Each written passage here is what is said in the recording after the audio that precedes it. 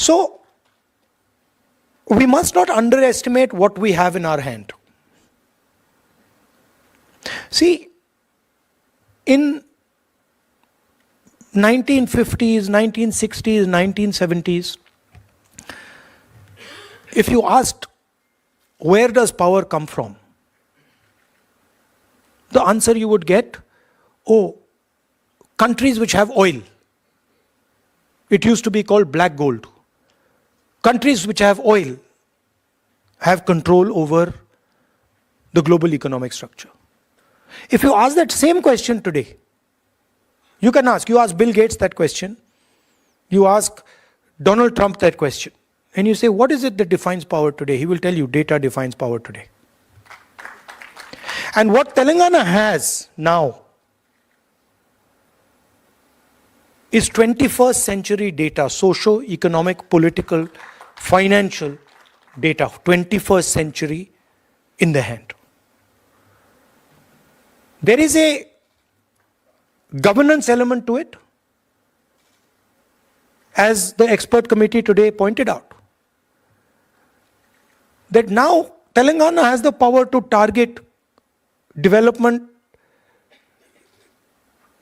at the street level. Literally we can say, oh, this street is not as developed as this street.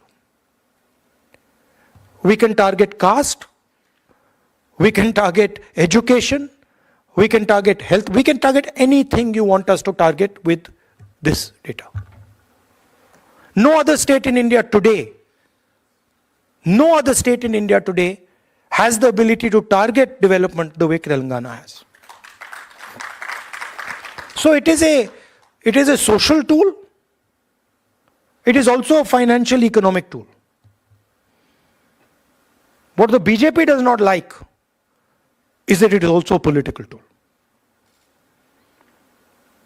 And the fact of the matter is that the idea of breaking the wall, 50% wall on reservations,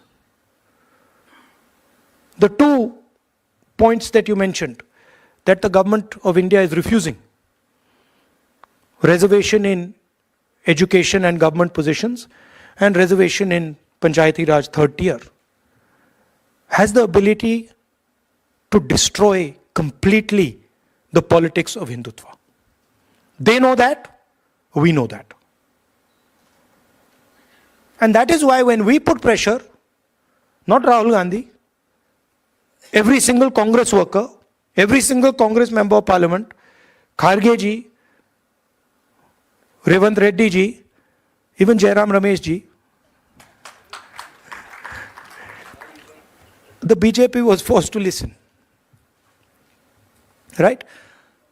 And they do not have a choice. I know, just like all of you know, that the BJP is not going to do the caste census in the right way. They cannot do it. Because they cannot tell the people of India what is the true condition of OBCs, Dalits and tribals. Even general castes. They cannot tell that truth to India. Because if they tell that truth to India and India finds out that truth, their entire idea will die. Now I want to point out one very interesting fact. I asked the expert committee, who I would like to thank because they played a very important role. They provided an independent perspective, independent outside the Congress perspective. I asked them today in our conversation, what is the single biggest factor that determines success of an individual in Telangana? Is it money? Is it land? What is it? Yes. So Revant mentioned today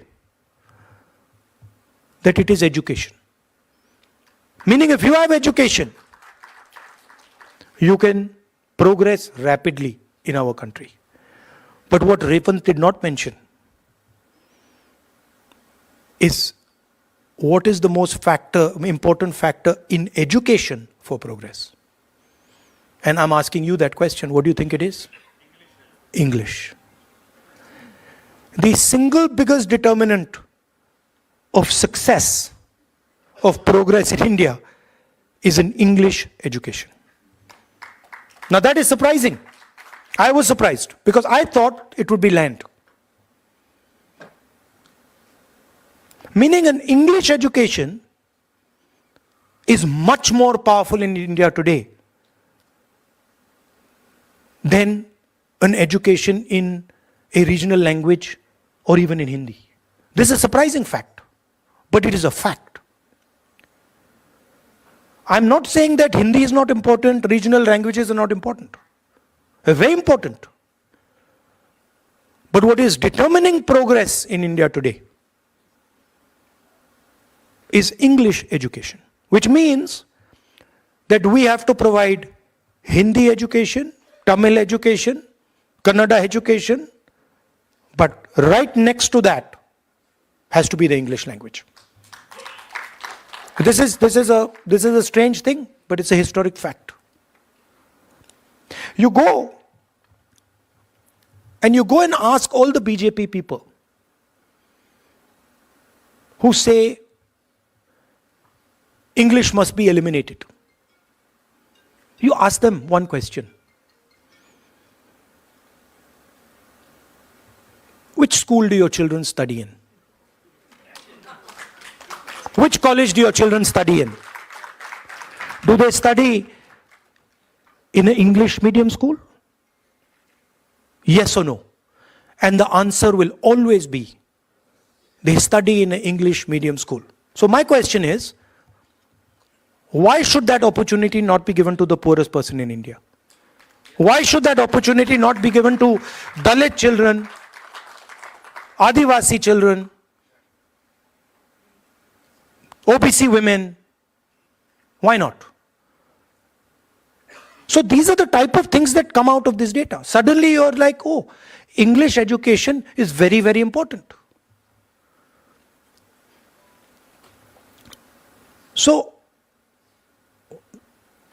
Revanji mentioned that he has helped conduct successfully the caste census, socio-economic census. Now what is our job? He has a job. His job is use the data in the caste census to transform the lives of the people of Telangana.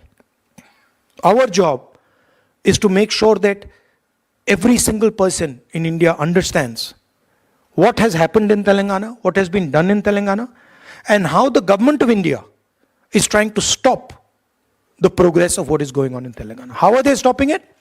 We have said clearly that we are going to break the 50% wall of reservation.